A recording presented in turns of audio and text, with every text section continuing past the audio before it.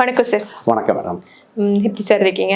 நல்லா இருக்கு. நல்லா இருக்கீங்களா? நல்லா இருக்கேன் சார். எனக்கு ஒரு இன்ட்ரெஸ்டிங்கான டாபிக் தான் இன்னைக்கு எடுத்துட்டு வந்திருக்கேன். சரி. வீடு கட்ட ஆரம்பிச்சாலே எல்லாரும் உடனே வாஸ்து பார்த்து வீடு கட்டினீங்களா அப்படிங்கிற ஒரு கேள்வி கேட்க ஆரம்பிச்சிட்டீங்க. இல்ல ஜாதகம் பார்த்தீங்களா அப்படிங்கிற ஒரு கேள்வி ரைஸ் ஆயிடுது. ஏன் சார் இந்த கொஸ்டின் ஃபர்ஸ்ட் வருதுன்னு தெரிஞ்சுக்கலாமா? முதல்ல வீடு என்பது ஒவ்வொரு உயிரினத்துக்கும் முக்கியமானது. மனிதனா இப்போ அந்த நம்ம மட்டும் நினச்சிட்டு இருக்கோம். எலி, பூனை, குருவி, அந்த வீடு, அது டெரிட்டரின்னு சொல்லுவாங்க, முக்கியம். அதில் மனிதனுக்கு மிகப்பெரிய விஷயங்கள். வீடு சரியாக அமைந்து விட்டால் அவன் தலையெழுத்தே மாறக்கூடியது. அவன் இருப்பிடம் சரியாக இருந்துட்டா வாழ்க்கையில் ஜெயித்து கொண்டே இருப்பார்கள். ஒவ்வொரு ராசிக்கும் யூனிக்குங்க. அப்போ பொதுவாக ஏன் ரஜினிகாந்த் போயஸ்கானில் வாங்கி பெரிய நாளாண்டார், வாஸ்து குறையாக இருக்கிற தனுஷ் அவர்கள் பிரச்சனை வந்ததுன்னு கேள்விப்படுறோம்.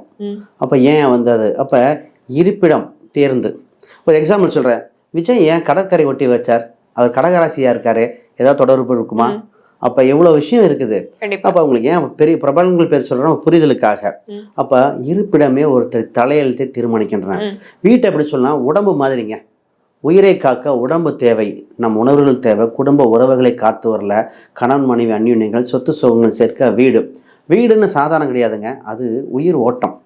அதில் வாஸ்துங்கிறது முக்கியம், கலருங்கிறது முக்கியம், நீளம் அகலம் முக்கியம், ஒரு சில தெருக்குத்துங்கிறது முக்கியம். இப்போ பாருங்களேன், ஒரு சில வீடு போனவங்க ரொம்ப கஷ்டப்படுவாங்க. அது ஏன்னா சல்லிய தோஷம் இருக்கிற வீடான்னு பார்க்கணும்.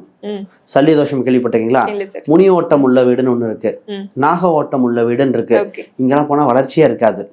ஒரு சில திசையில இவங்க ஜாதக ரீதியாக இந்த வாசல், இந்த தலைவாசல் வச்சிருந்தா டெவலப் ஆவீங்கன்னு இருக்கும். அப்ப இருப்பிடம் தேர்ந்து விட்டாலே வாழ்க்கையில் ஜெயித்து கொண்டே இருக்கிறார்கள். சரியான இது அவங்க வாழ்க்கை ஜெயிக்குது. ஒரு சிலர்லாம் பார்த்தீங்கன்னா கோட்ரஸ் பக்கத்தில் இருங்க, இல்லை ரயில்வே ட்ராக் பக்கத்தில் இருங்க, உங்க வீட்டு பக்கத்தில் கம்பம் இருக்கா, ஈபி கம்பம் இருக்கா, இதெல்லாம் சொல்லலாம். அப்போ ஒரு ராசி இப்படி சொல்லும். அதே மாதிரி வீட்டில் பார்த்தீங்கன்னா சொல்லுவாங்க, வீடு கட்டி முடிச்சோடனே ஒரு உடல்நிலை பாதிப்பு வரும்பாங்க. அப்போ வீடு கட்ட ஆரம்பிக்கும் முன்னாடி இதை வழிபாடு பண்ணணுமா, இத்தனையும் பார்க்கணும். ஒரு வீடுங்கிறது ஒரு மனிதன் வாழ்வில் பிறப்பிலிருந்து இறப்பு வரைக்கும் தீர்மானிக்கும் ஒரு அஸ்திவாரங்க வீடு. Okay sir. சார், நம்ம இப்போ கன்னிராசி நேயர்கள் பத்தி பேச போறோம். அவங்களுக்கு வீடு வாங்குற யோகம் இருக்கா? அது மாதிரி வீடு கட்டினா என்ன மாதிரி விஷயங்களை ஞாபகம் வச்சுக்கணும்? நிச்சயமாக கன்னிராசி அன்பர்களுக்கு 4ஆம் இடம் 7ஆம் இடம் கேந்திரமாக வருகின்றன. அதில் குரு முக்கியம். அப்போ இவங்க வீடுங்கிறது கன்னிராசி அன்பர்கள் பார்க்கும்போது கவனமாக பார்க்க வேண்டியது, குரு திசையோ குரு புத்தியோ வருகும்போது கவனமாக இருக்க வேண்டிய ராசி இந்த ராசி.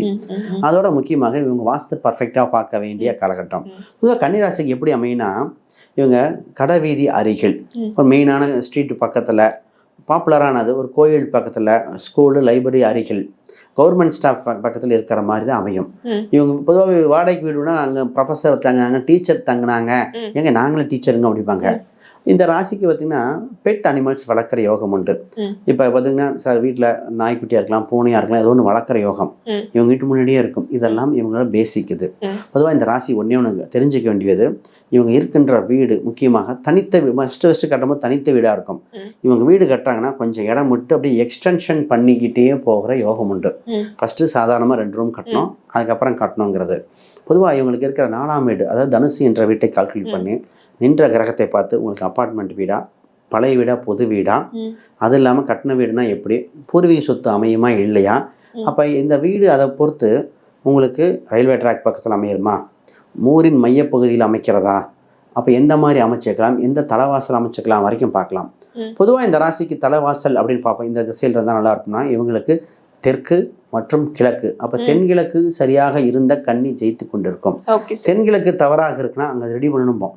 இவங்க அஸ்திவாரத்தையே அசைச்சிரும் அந்த மாதிரி. அப்போ ஒரு சில தெருக்குத்து வீடும்போம், கார்னர் சைட்டு வாங்கும்போது தெருக்குத்து வீடு, தெருக்குத்தில் வளர்ச்சியாகவும் இருக்குங்க. அப்போ அந்த வளர்ச்சியான தெருக்குத்தை எடுத்தால் வெற்றி, தவறாக எடுத்து விட்டால் இதாயிரும். பொதுவாக சொல்லுவோம் சல்லிய தோஷம்னு இருக்கு. இந்த வீடு தோண்டும் பொழுது புதுசாக கட்டணும், சல்லிய தோஷம் இருக்கா இல்லையா, முனி ஓட்டம் இருக்கா இல்லையா, இதெல்லாம் பார்க்கணும். நிறைய பேர் பார்த்தீங்கன்னா வீடு கட்டினதுக்கப்புறம் டெவலப் ஆனது பார்த்துருக்கோம், வீடு கட்டினதுக்கப்புறம் வீழ்ச்சி அடைந்தது பார்த்துருக்கோம். அப்போ அது தகுந்த மாதிரி சூஸ் பண்ணால் ஜெயிச்சுப்போம். Okay sir. இப்போ இவங்க வீடு கட்டும் போது இந்த ஒரு விஷயமோ இல்லை இந்த ஒரு பொருளோ எப்போவுமே மறக்கக்கூடாதுன்னா என்ன சார் சொல்லுவீங்க? நிச்சயமாக இவங்க வீடு கட்டும் பொழுது நவதானியத்தை நிச்சயமாக பயன்படுத்தணும். பொதுவாகவே வீடு கட்டும்போது நவதானியத்தை பார்த்து தான் பயன்படுறாங்க. அப்போ கட்டும் பொழுது கன்னி மூலையில், அதாவது குபேர மூலைன்னு சொல்லுவோம், அந்த இடத்துல நவதானியத்தை சரியாக பயன்படுத்தி நவரத்தினத்தை வாய்ப்பதால் தோள்களாக பயன்படுத்தி விட்டால் ஜெயித்து விடுகிறார்கள். ஏன்னா காலபுருஷனுக்கு 6ஆம் வீடு. அப்போ கவனம். இந்த ராசி 6ஆம் இடங்கள்லாம் லோன் சம்மந்தப்பட்ட ப்ராசஸ். நிறைய பேர் லோன் போட்டோம் பண்ண சார், கடைசி நேரத்தில் பொதுவாக இவங்க லோன் ப்ராசஸ் கிடைக்குமா கிடைக்காதா, லோன் அப்ரூவலுக்கு அப்புறம் தான் வீடு கட்ட ஆரம்பிக்க வேண்டியது. இவங்க என்ன பண்ணுவாங்க, கடனை சாதாரணமாக கட்டும்போது, பொதுவாக வீடு கட்டும்போது எஸ்டிமேஷன் கூடுறது தவறில்ல, இது 2 மடங்காக கூடும். இந்த ராசி கட்டிட்டு இருப்பாங்க, அடுத்தது திருப்பி கொஞ்சம் பிரம்மாண்டமாயிரும், அப்புறம் கதவு சாண்ட்லின் லைட்டு வரைக்கும் மாற்றிடுவாங்க. அகலக்கால் வைக்கக்கூடாத ராசி இந்த கன்னி ராசிங்க. Okay sir. இப்போ இவங்க சொந்த வீட்டில் இருக்காங்க, சொந்த வீட்டிலேருந்து இப்போ எனக்கு வாடகை வீட்டுக்கு போக வேண்டிய நிலைமை வந்துருச்சு அப்படின்னா என்ன மாதிரி விஷயங்களை கேர்ஃபுல்லாக கையாளணும்? பொதுவாகவே இந்த சொந்த வீட்டிலேருந்து வாடகை வீட்டுக்கு போகிறாங்கன்னா என்ன காரணம்னா, இருக்கின்ற வீடு வாசு சரியில்லைன்னு அர்த்தம். இருக்கின்ற வீட்டில் ஏதோ ஒரு பிரச்சனை, வைப்ரேஷன் சரியில்லை, அது அடிசாஸ்திரத்துலையா கலர்லையா அது இருக்கின்ற பொசிஷன்லையா ஏதோ ஒரு பிரச்சனையாக இருக்கும். நீங்கள் கேட்டனாலும் சொல்கிறேன், ஒருத்தங்க பார்த்தீங்கன்னா லங்ஸ் வந்துடும், இரும்பிக்கிட்டே இருப்பாங்க. வடமேற்கு மூலையில் பார்க்கும்போது அந்த இடத்துல மிகப்பெரிய தொந்தரவு. அப்போ அதுக்குண்டான பரிகாரம் கொடுத்து இடிக்காமலே செய்யும் பொழுது கொஞ்சம் ரிலாக்ஸஸ் கொஞ்சம், ஏன்னா அவங்களுக்கு ஆஸ்துமா வரைக்கும் பெரிய லெவல் ஆயிடுச்சு. அப்போ அந்த மாதிரி பார்க்கணும். அப்போ வீடு பொசிஷன்லேருந்து லேண்ட்லேருந்து எல்லாம் ஈச் அண்ட் எவ்ரி கலர் பேட்டர்ன்லேருந்து பார்க்கணும். இப்போ சொந்த ஒரு சிலருக்கு அமைப்பே இல்லை, நீங்கள் வாடகை விட்டுட்டு இன்னொரு வாடகை வீட்டில் இருங்கன்னு அது நாங்களும் சொல்லியிருக்கோம். ஏன்னா அதை மாற்றவே முடியாதுன்னு தெரிஞ்சுட்டா, மேக்ஸிமம் மாற்ற முடியுது. இப்போ அப்படி போயிட்டா அது காரணம் என்னன்னா, இருக்கின்ற வீடு வச்சுக்கலாமா வேண்டாமா வித்துடலாமான்னு வரைக்கும் பார்க்கணும். Okay sir. இவங்களுக்கு அதிர்ஷ்டமான திசை சொல்லிடுங்க சார். இவங்களுக்கு நிச்சயமாக அதிர்ஷ்டமான திசையாக இருக்குது பார்த்தீங்கன்னா, கிழக்கு ரொம்ப யோகமாக இருக்குது. அதை விட இவங்களுக்கு இன்னும் கொஞ்சம் பார்க்கும்போது தெற்கு திசையும் இவங்களுக்கு வளர்ச்சியை கொடுத்ததான். கிழக்கு தெற்கு ரெண்டுமே யோகத்தை கொடுக்குது. Okay sir.